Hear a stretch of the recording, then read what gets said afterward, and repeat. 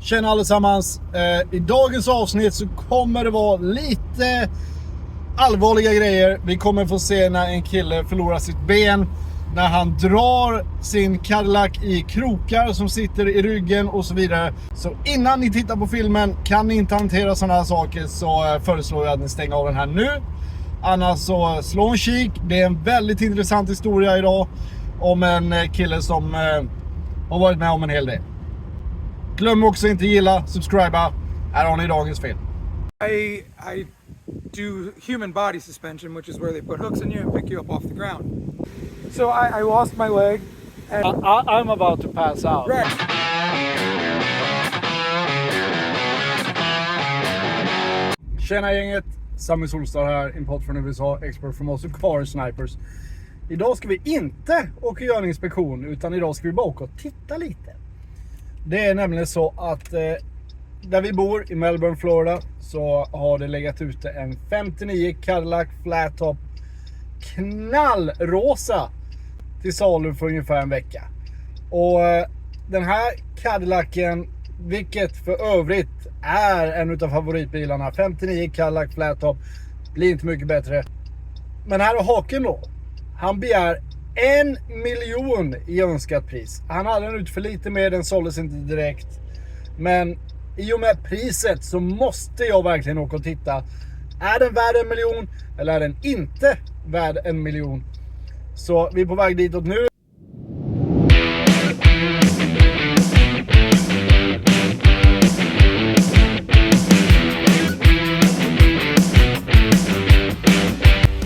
How you doing, man? Where can I park the best? Right there? All right, thank you.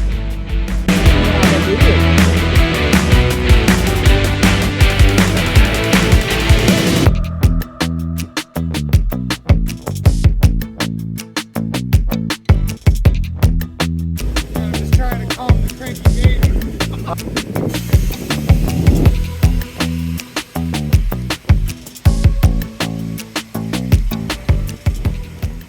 Så han sitter och kör bilen upp och ner för att han har ett litet barn i bilen som är lite ledsen, och han försöker få den att somna lite. Det är ju en bra taktik. Nice to meet you, man. Nice to meet you, man. Great, man. Nah, Yeah, the car fits into it. that's right. What the fuck?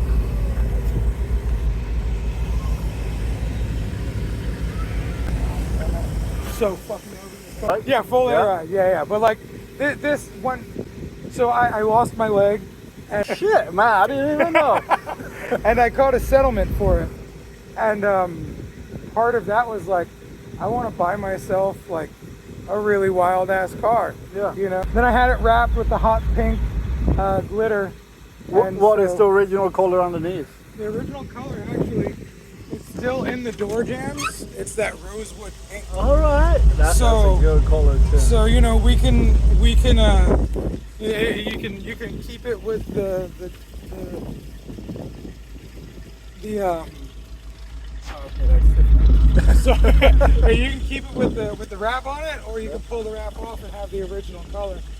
And you know, one of the things I was hoping was you know, I don't know how much of my story you know, but I was on the TV show Ink Master season 5, and one of the things I was hoping was that somebody would be like, oh, I know that guy, oh, I want to buy his car. All right. But yeah, man, I lost my leg, and I thought it was time to spoil myself, so I went ahead and I spoiled myself, and then I realized it's not as much the direction I want to go. I got the Lowrider Man tattooed on my knee from Lowrider magazine.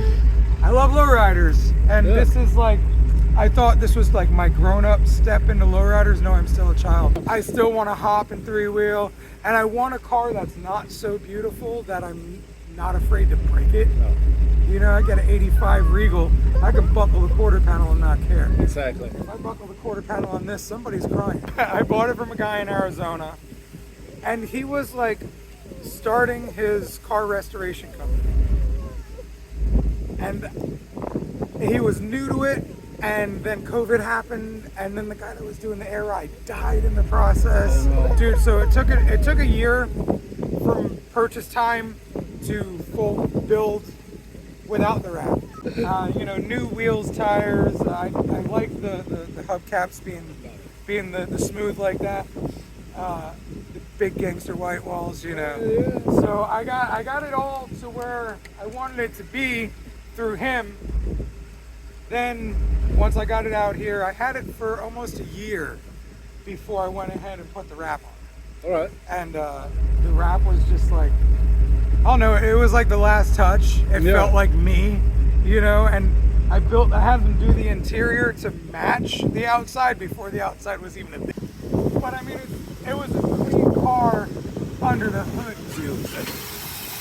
Oh, it looks good. Yeah. It looks good. So, you know, she's a pretty lady under there too. So I wanted this thing to be like tip top. Yeah. You know, I wanted it top to bottom beautiful. And like, dude, I can't drive this car anywhere without getting people honking at me. Exactly. I'm having people writing me messages on Instagram. I saw you driving your car. And it's funny, the honks scare the shit out of me. That's part of the reason why I want to sell the car. Yep. Because like, it's terrifying. I'm just driving and somebody's like, ah, I'm like, ah.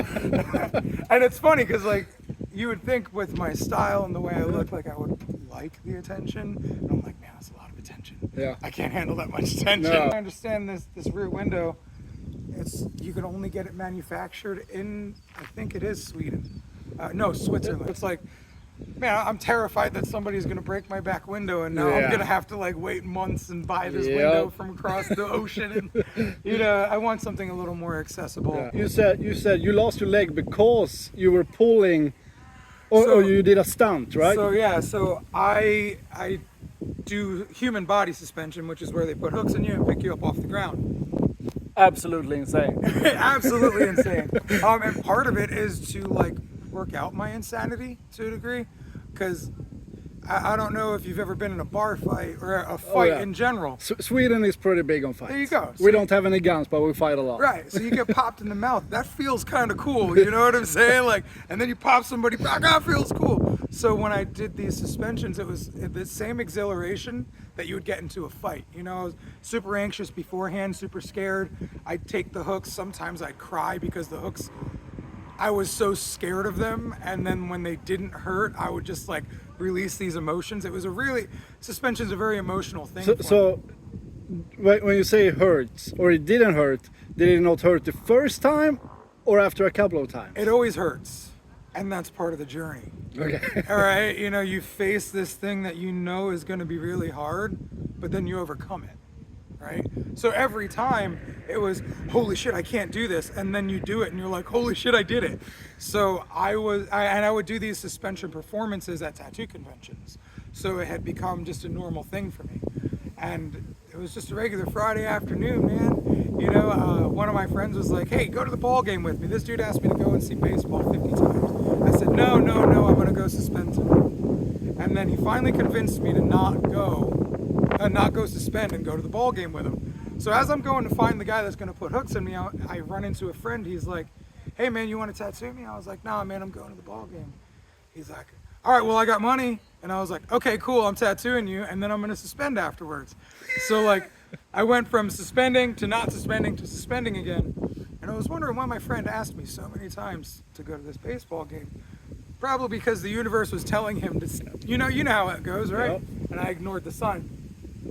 So I tattooed, then I suspended, and it was on an A-frame type of contraption. So it was a bar across and then 4 legs that all went out in this A-type feeling. And I always would run into my suspensions off the ground because it was way easier instead of like saying, all right, hoist me up and waiting for someone to hoist you up. Yep. So I just run into it, and now and while you're running, you are hooked to these big hooks. Okay. So you run in and come off the ground. And so I came off the ground. So I ran into my suspension. Now I'm in the air, right? And I'm swinging back and forth. And I grabbed on to one of the legs of the apparatus that I was hanging from, because this is something I did. It was a trick, right? It's called shock loading. It's where you would take the pressure off the hooks and then drop down into them. I'm about to pass out. Right. It's okay. I love this. Every time I tell this story, you can see the person being like, holy shit. And this is a normal Friday evening for me, right? And I would do a little motivational speech and just kind of talk like, hey, life's hard, shit sucks, but like I'm about to do something really fucking hard, and I'm gonna show you how easy it is to do hard things. And that was like the basis of it. So I had people with video cameras recording the whole thing, because this was like content I was making. Yeah. And it was like a really cool thing for me to look back on. So we had all the video. It's actually on my YouTube. You can see my accident. What is your YouTube? My YouTube, The Rad Movement, and it's one of the first videos. And if you Google Robbie Ripoll breaks leg, you can find it there too.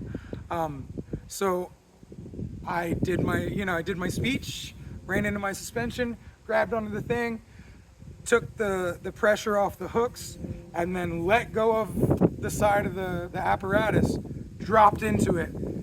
And usually I drop into it and then swing. Well, this time I just ended up on the fucking ground. Oh. I heard something similar to a bat breaking. That was my leg.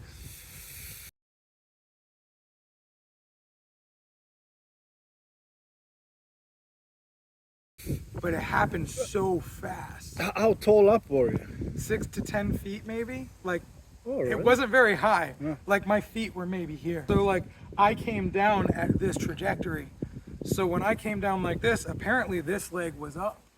And then this leg came, and when it hit the ground, it just like literally broke off.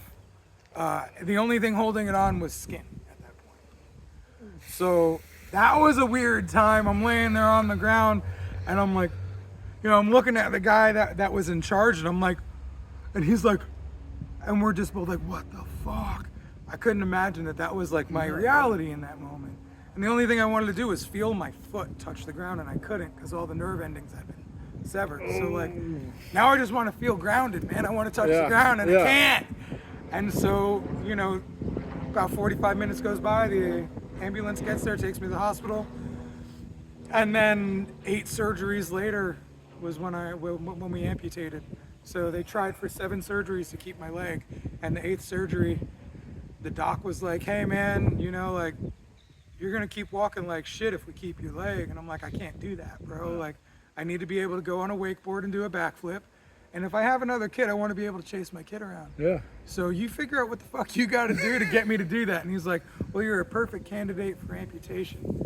And I balled my face off, made it through that, and then we amputated. That was a Monday. We amputated on Friday. So it's funny because I didn't really put 2 and 2 together with the story with the car and breaking the leg. I broke the leg. I got the video from breaking the leg because I had it for the Rad Movement. I got the car because I broke the leg and got a settlement and wanted to spoil myself a little bit. And now it's like the car is kind of part of the Rad Movement, and the Rad from Rad Inc., my tattoo shop, comes from the Rad Movement, where, I'm just trying to help make the world a better place. You said you have pulled this car with hooks in your back. Yep. Stop doing it, bro. It's fucking happening. On your own, bro. Fuck yeah, Robbie.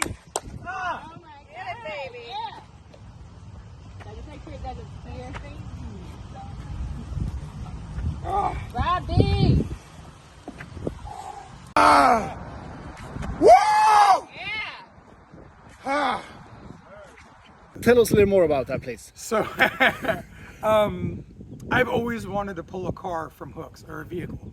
I think I seen somebody do it back in the day, and I was like, yeah, I want to do that. So for years I thought like, hey man, like I'd like to pull a car. And you helped me pull this car from hooks, and he does suspensions and body mods and stuff. So his name is Sean O'Hare, by the way, if you want to check him out. He does some really wild shit. He splits tongues and all kinds of cool shit. But I asked him if we could do this, and he was like, 100%, let's do it. Planned a trip around it, came to the shop, and it was cool, man, because we put the hooks in me, I hooked up to the car, and I was like, man, this is crazy. I don't know if I'm gonna be able to do this. And like in the video, like you can see me, I'm like leaning back, like afraid to lean forward. And then as soon as I feel the car move, it felt like I was cheating. And I was just like, it was so easy to pull this car. I was so shocked. And so, yeah, I was like, wow, this is crazy. Now, can you put me up from that tree? Because like I didn't get enough out of this. So like that's how crazy I am. I need a little bit more of a beating to get the feeling that I'm going for, you know? Like I said, the bar fight feeling, man. Yeah. It's so exhilarating to go out and like have this anxiety and this fear and then overcome it and then have the accomplishment. And that's what it is for me. Like the car was too easy. And so I was like, put me up from this tree, and then that kicked my ass. So I was like, all right, I'm done for the day. Cars are blocking your driveway.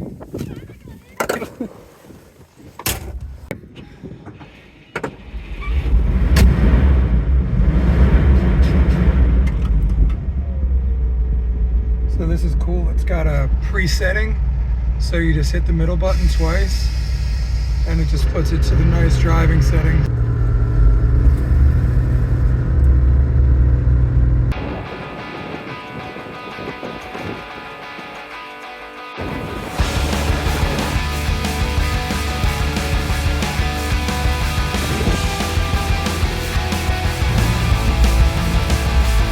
Florida fucking scene. Fucking palmettos and a fucking canal and shit. All we need is a gator and we're good. There you go. And if we run into a real one, I got this metal leg, so I can kick him if he gets in the way.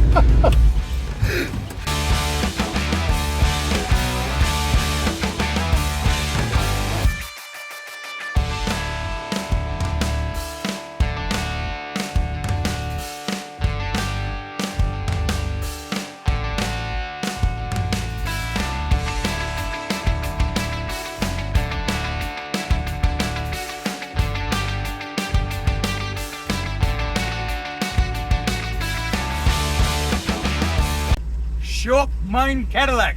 Exakt. Glöm inte subscriba, glöm inte gilla. Ses vi i nästa episod. Hej.